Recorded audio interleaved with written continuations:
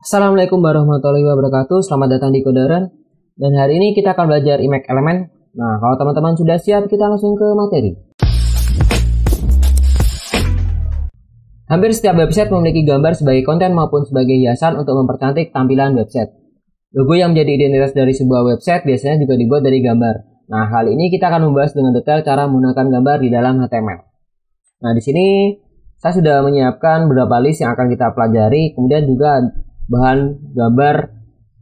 Yang pertama gambar Borobudur, kemudian gambar logo Koderen, kemudian gambar logo Koderen versi yang lebih kecil. Nah, langsung saja di sini saya sudah membahas struktur dasar HTML. Untuk dapat menginput gambar ke dalam halaman web, HTML menyediakan Emacs Element. Agar bisa menampilkan gambar ke dalam web browser, tag Emacs membutuhkan beberapa atribut. Kita akan membahasnya satu persatu. Tag Emacs termasuk ke dalam inline level element sehingga akan mengikuti alur teks di mana teks tersebut ditempatkan. Tag Emacs juga merupakan void element dan tidak membutuhkan tag penutup atau slash Emacs. Nah, di sini langsung saja. Yang pertama saya akan mengajarkan Emacs absolute, alamat absolute. Nah, untuk alamat absolute sendiri sudah saya ajarkan di pertemuan episode 7. Alamat absolut dan alamat relatif. Bagi teman-teman yang belum paham tentang alamat absolut dan alamat relatif, silakan kunjungi episode 7 dari playlist HTML. Oke, langsung saja saya akan mempraktekkan alamat absolut. Nah, di sini kita gunakan Emacs. Nah, source-nya karena kita menggunakan alamat absolut, saya akan contohkan, saya akan mengambilkan gambar dari logo dari Kodapolitan. Oke, kita buka Kodapolitan, kita buka open Emacs. Nah, di sini kita copy link dari Kodapolitan, logo Kodapolitan, kita pastekan di source. Oke, kemudian kita jalankan open in default browser. Nah, teman-teman bisa lihat yang ditampil link yang kita buat tadi, dia langsung menuju ke logo dari Kodapolitan sesuai dengan link yang kita berikan.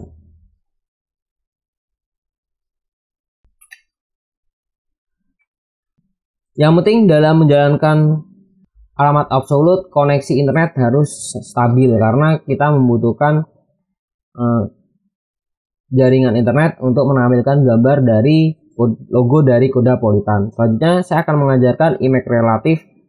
Nah, Emacs relatif di sini saya langsung contohkan aja Emacs. Kemudian, nah di sini saya akan menampilkan dari file yang sudah ada di folder saya. Nah, di sini saya akan mengambilkan dari Koderen. Oke, kita ke sini, kita panggil, kita tulis sesuai nama dari file itu. Koderen, nah ini JPG. Oke. Saya jalankan di sini open in default browser. Nah, teman-teman bisa lihat di sini logo dari Koderen ditampilkan di dalam web browser. Selanjutnya saya akan mengajarkan atribut dari ALT. Atribut ALT singkatan dari alternate text, berfungsi untuk memberikan keterangan mengenai gambar. Isi dari atribut ini adalah pesan teks yang akan ditampilkan pada kondisi-kondisi sebagai berikut. Contohnya, misalkan gambar tidak dapat ditampilkan karena gangguan jaringan internet. Kemudian web browser tidak mendukung format gambar. Kemudian web browser sedang dalam proses menampilkan gambar. Atau web browser diset agar tidak menampilkan gambar. Maka fungsi dari atribut ALT ini dapat kita gunakan. Langsung saja saya praktekkan, misalkan kita buat dulu Emacs. Dan saya panggil sort dari gambar dari Borobudur ya, borobudur.jpg. Nah, di sini kita kasih inisial Candi Borobudur. Oke. Nah, kita jalankan. Saya open default browser. Nah, teman-teman bisa lihat di sini. Efeknya akan berfungsi ketika misalkan jaringan kita jelek atau gambar itu tidak sesuai dengan penamaannya gitu. Saya langsung contohkan gini. Misalkan kita kembali ke sini. Nah, di sini saya ganti dengan JP Boro JPE gitu. Nah, ini kan sudah penamaan filenya sudah beda dengan file yang kita punya di sini. Nah, kita langsung jalankan saja, misalkan kita langsung open default browser. Nah, gambar tidak bisa ditampilkan, tapi teks ALT akan menampilkan dari teks yang kita tulis di dalam atribut ALT. Nah, jadi fungsinya gini. Jadi misalkan biar memberitahukan bahwa misalkan gambar itu tidak tampil, pengunjung itu tahu file itu apa gitu. Ada informasi dari file tersebut. Oke, kita langsung kembali. Nah, di sini ada atribut title. Fungsinya apa? Kita langsung contohkan saja. Misalkan, nah misalkan yang tadi ini kita copy saja. Saya copy, saya taruh di sini biar cepat. Nah, saya tambahkan di sini title. Kemudian di sini gambar Candi Borobudur. Oke, nah, saya jalankan. Oke, kita kembalikan dulu filenya. Nah, teman-teman bisa lihat fungsi dari title itu ketika kursor kita berada di gambar. Nah, di sini akan menampilkan teks sesuai teks pada title. Gambar Candi Borobudur, informasi dari gambar. Oke, teman-teman, kita lanjutkan. Sini ada atribut width atau lebar. Nah, di sini misalkan saya contohkan. Nah, saya buat image shot Borobudur ya. Kita buat lagi. Kita copy yang atas saja. Kita copy yang ini. Kita copy, kita paste di sini. Saya buat 2 biar kita bisa membandingkan. Width. Oke. Kita kasih misalkan di sini 275. Kemudian di sini width kita buat di sini 350. Oke. Kemudian saya jalankan open default browser. Nah, teman-teman bisa lihat hasilnya, ukuran dari lebar dari gambar. Yang pertama tadi gambarnya ukuran 275, kemudian di sini 350. Oke, saya lanjutkan lagi. Nah, kita juga bisa menambahkan atribut height atau tingginya. Misalkan saya copy dari file ini tadi yang paling bawah, saya copy, saya paste di sini. Nah, kita tambahkan height-nya. Misalkan saya atur dia 800 tingginya. Nah, open in, nah, di sini teman-teman bisa lihat gambarnya tidak sesuai dari gambar aslinya. Kenapa seperti ini? Karena gambarnya kita paksakan untuk tinggi menjadi 800 pixel. Nah, sebaiknya kita gunakan salah satu saja. Jadi lebar, misalkan kita tulis lebarnya, maka tingginya akan menyesuaikan dari asli dari gambarnya gitu. Jangan ditulis kedua-duanya. Kalau kita tulis dengan kedua-duanya, maka efeknya gambar itu dipaksakan untuk ukuran yang sesuai kita tulis gitu. Oke, kita kembali lagi. Nah, di sini kita bisa menuliskan atribut lebar menggunakan persen. Nanti efeknya akan beda. Misalkan gini. Saya buat image. Saya copy saja yang tadi biar cepat ya. Saya copy, saya taruh di sini. Saya paste di sini. Ukurannya saya buat 50%. Oke. Kalau tadi yang pertama tadi ukurannya pixel, ini persen. Saya open default browser. Nah, mungkin teman-teman lihatnya sama saja tampilannya ditampilkan, tapi efeknya itu seperti ini. Misalkan gambar ini saya kecilkan layarnya. Nah, seperti ini. Dia akan mengikuti dari ukuran layarnya. Kita setel tadi ukuran 50%, berarti ukurannya akan 50% dari ukuran layar, setengahnya lah. Nah, ketika kita kecilkan, dia akan mengikuti tetap 50% dari ukuran browser kita. Nah, ini efeknya lebih responsif. Oke, selanjutnya di sini kita bisa menggunakan atribut lebar dan tinggi menggunakan CSS. Yang tadi saya copy saja ini. Ini saya copy, saya taruh sini, kita buat 2. Kita buatnya pakai CSS. Kalau CSS kita awali dari style, kemudian kita mau lebarnya kita ukur, misalkan ukurnya tadi 300 pixel ya, 300 pixel. Kemudian kita ingin lebarnya menjadi 800 sesuai yang tadi. Kemudian untuk yang di bawahnya kita samakan, kita buat style width, kita pakai persentase persen.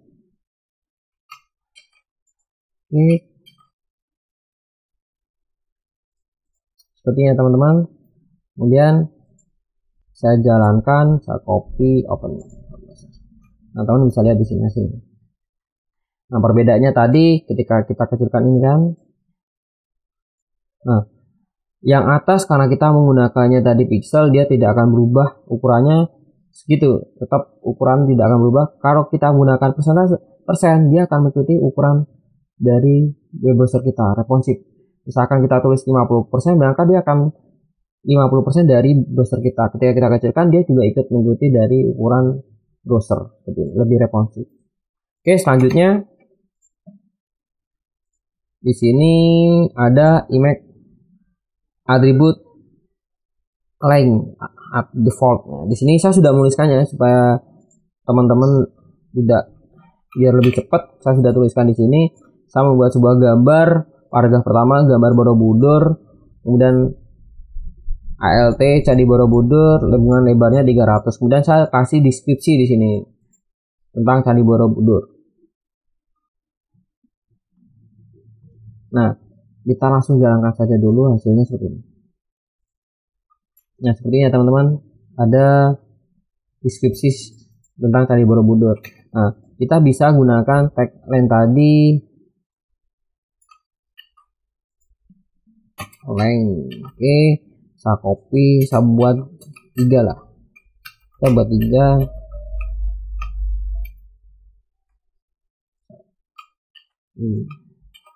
Nah, di sini atas ini defaultnya kita buat sini alik ya.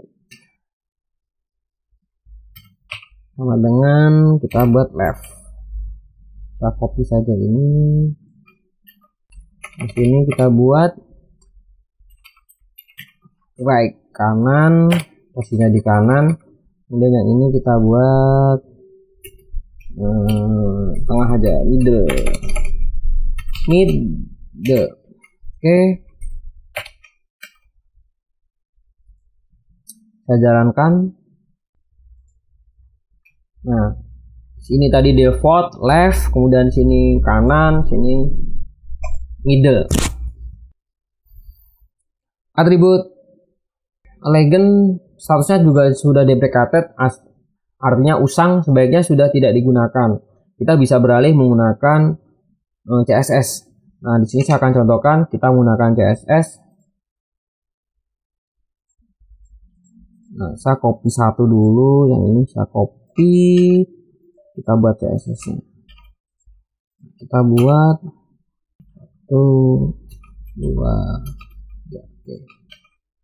Saya punya gambar 1, 2, 3, 4 paragraf dan ada gambarnya. Kemudian kita menggunakan CSS untuk menggunakan tag align tadi, style, kemudian kita buat float.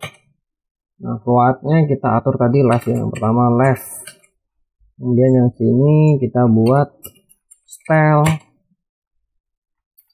float, float, kemudian right. Dan ada yang salah di sini, titik 2. Oke, kemudian di sini kita buat lagi style float, kemudian kita kasih, kalau itu kita bisa menggunakan ini, vertikal,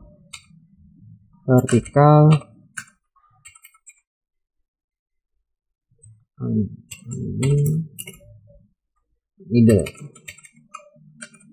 Nah, kita bisa gunakan ini. Nah, misalnya sudah vertikal.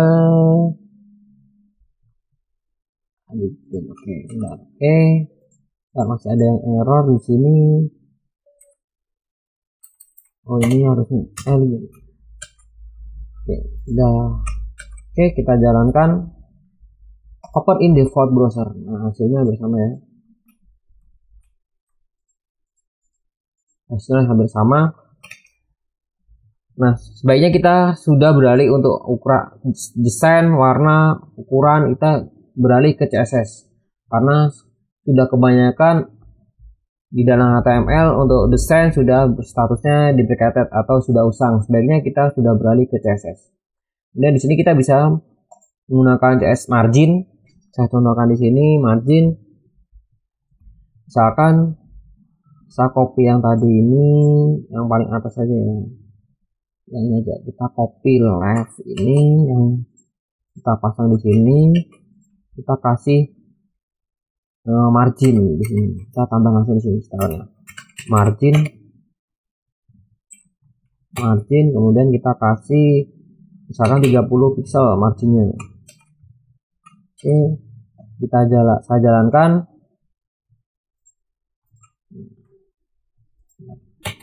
Belum ada efeknya, ada yang salah sih. 30 pixel, kita harus ada pixelnya. Nah, teman-teman bisa lihat di sini ada selisih 30 pixel antara gambar dan teks. Oke, selanjutnya di sini image attribute border. Kita juga bisa menambahkan atribut border. Caranya misalkan kita pakai yang tadi, gambar yang paling atas ini aja. ALT gitu. Ini saya copy ini aja, saya copy. Saya pastekan di sini, kemudian di sini saya kasih border. Kemudian kita kasih 5. Oke, saya jalankan di sini, open default browser. Nah, di sini ada border 5. Misalkan gini, saya kasih 20 lah. Nah, jadi akan lebih tebal garis bordernya. Oke, kemudian kita juga bisa menggunakan CSS. Sebaiknya kita menggunakan CSS. Di sini saya mencontohkan menggunakan HTML ya. Untuk style dari bordernya, sebaiknya itu kita beralih ke CSS. Nah, untuk menuliskan dalam CSS kita langsung copy saja ini tadi, kita copy, kita taruh di sini, kita paste di sini, kemudian bordernya ini kita hapus. Kita gunakan style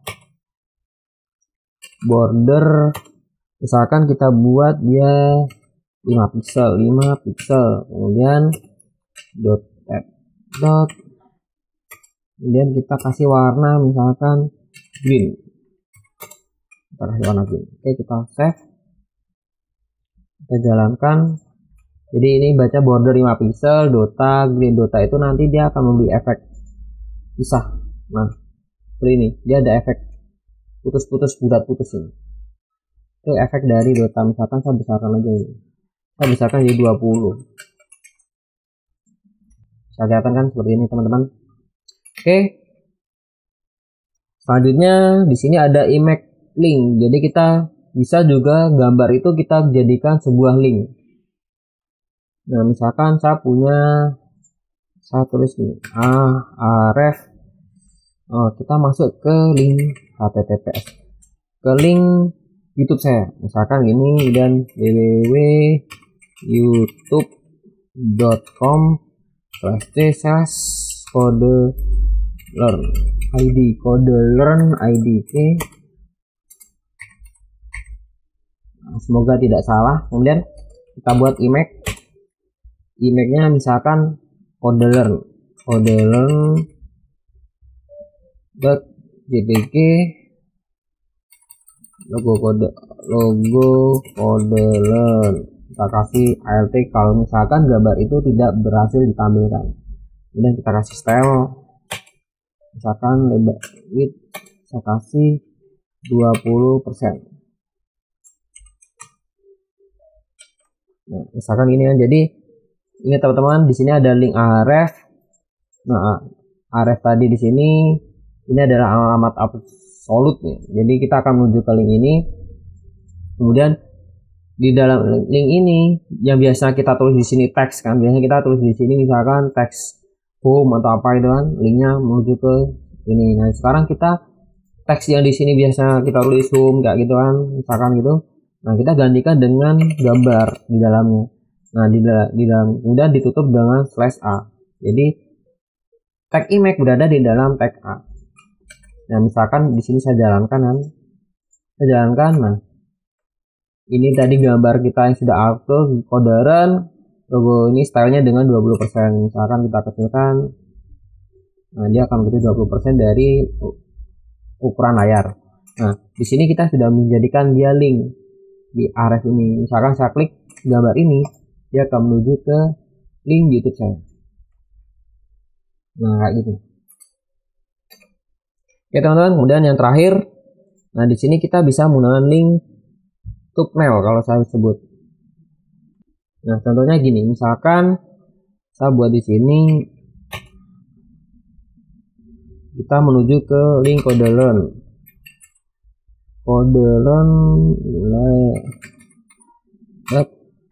JPG. Kemudian kita buat sini image coderan